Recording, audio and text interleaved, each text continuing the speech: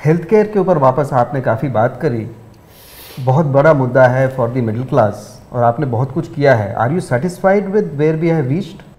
ऐसा है, जिस दिन मोदी सेटिस्फाई हो जाए ना, तब लिख लेना कि आपको उसको श्रद्धांजलि देनी है, वो जिंदा नहीं है। मैं जीवन के आखिरी तक असंतोष को पालता रहता हूँ।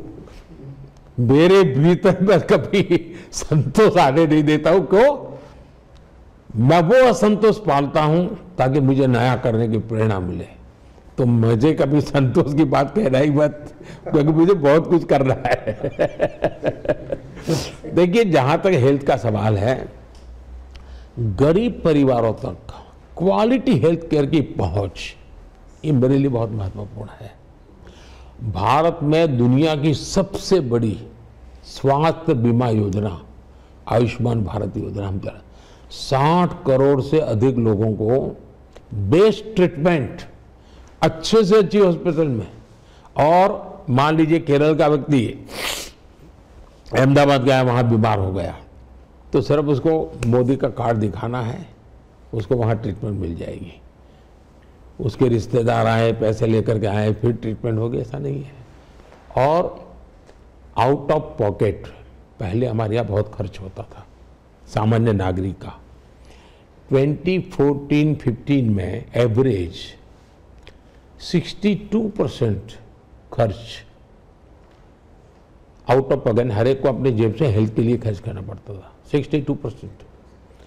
आज वो कम होते होते 47% हो गया है।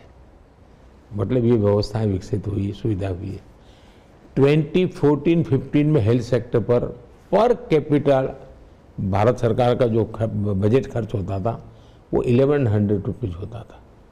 आज हेल्थ सेक्टर का पर कैपिटल खर्च करीब करीब 2 गुना हमने कर दिया है। आयुष्मान भारत से लाभार्थियों के 1.25 लाख करोड़ रुपए बचे हैं देश के नागरिकों के, क्योंकि सरकार ने खर्चा किया। इससे ज्यादा कभी कभी परिवार में बुजुर्ग लोग हैं ना, बताते नहीं कि मैं बीमार हूं। क्यों? उनको लगता है बेटे पर बोझ हो जाएगा, कर्ज हो जाएगा।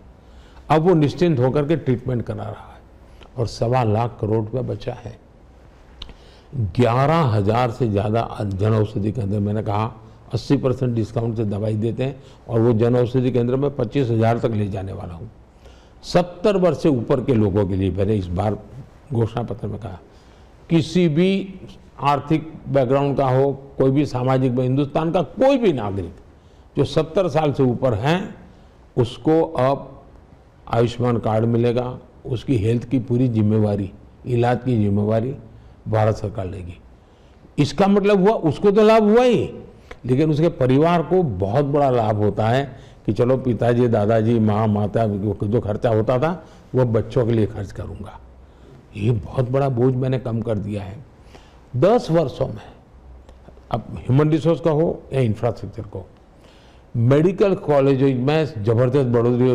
2014 में 387 मेडिकल कॉलेजेस थे हमारे देश में, आज बढ़कर के 706 हो गई है इतने कम समय में।